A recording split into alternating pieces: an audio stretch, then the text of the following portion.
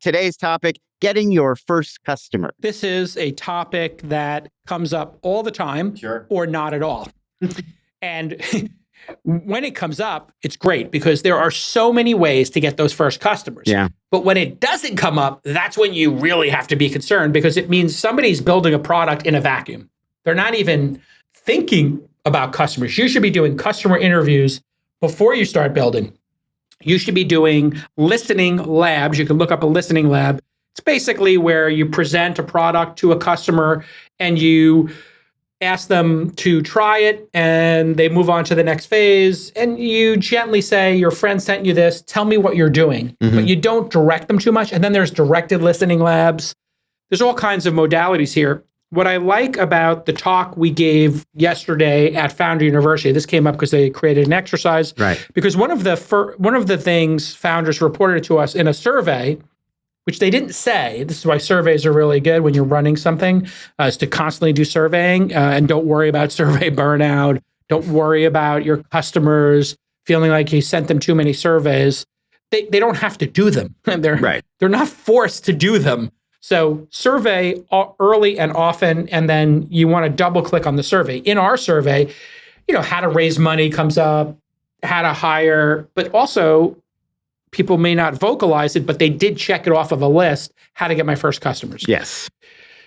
A lot of the ways people used to do it, SEO, maybe don't work as well, or they're super competitive. But I see that Y Combinator made like a supercut of a video of 50 founders and share how they got their first customers. Maybe we play that and then I've got a minute clip here from that. That's just an overview of a bunch of different founders telling their first customer stories. So we made a mock-up of our dream personal finance product, made a website for it with a little wait list, and we posted it on a Reddit group. And within 24 hours, there was like close to 1,000 people that had signed up for the wait list. It really resonated with a lot of people that were having the same like financial pain points as us. We launched our closed beta and started onboarding those customers. For us, it was a bit of a wild week in which we launched on Twitter, and suddenly a few days later, I went from 50 followers to like 10,000. We had 20,000 stars on GitHub. We had 150,000 unique visitors a day. And so we're really fortunate to have the lightning in the bottle and have all these customers come to us. You're asking a great time. We actually got our first customer paying this morning. How did you find that first customer? So we launched. We shared what we were doing about 2.5 weeks ago on just our LinkedIns and shared with our friends. And a lot of people came inbound. People were really curious about what we were building here. Got a great wait list, and this customer came through that wait list, which was really exciting. We don't really have any customers yet, but we've got like one really good advisor who sort of made some introductions to folks at a couple of the big ag tech companies. So sort of networking our way in, really.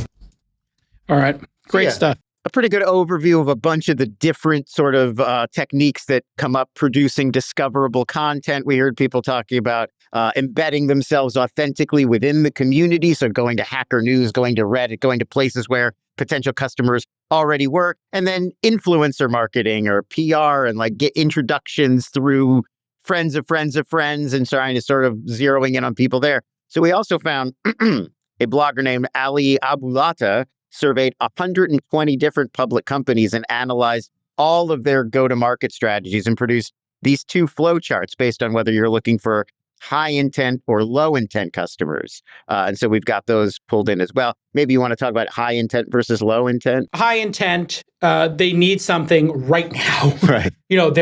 They need a car, they need a bicycle, they go to the bicycle store, they search. So just take yourself through a person who has a really acute need.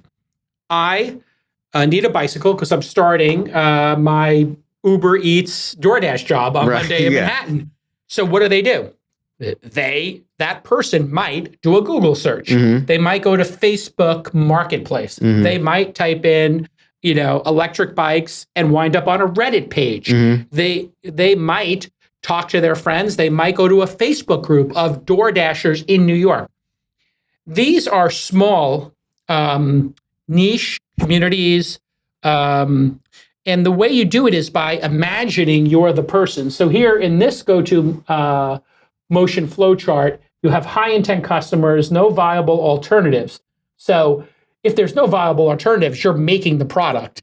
That's crazy, right? Yeah. So there's no DoorDash in the country, so you create Zipline to bring it to people, right? Like there's no way to get delivery when you're far out there. They have a competitive space, Opportunity cost. Does the competitor have lock-in? So if it was, say, broadband, and you live in a neighborhood that's only has Comcast, well, obviously they're locked in. Yeah. You have to then do something like cold outreach, as they point out here. If they don't have lock-in, well, you could fish on forum.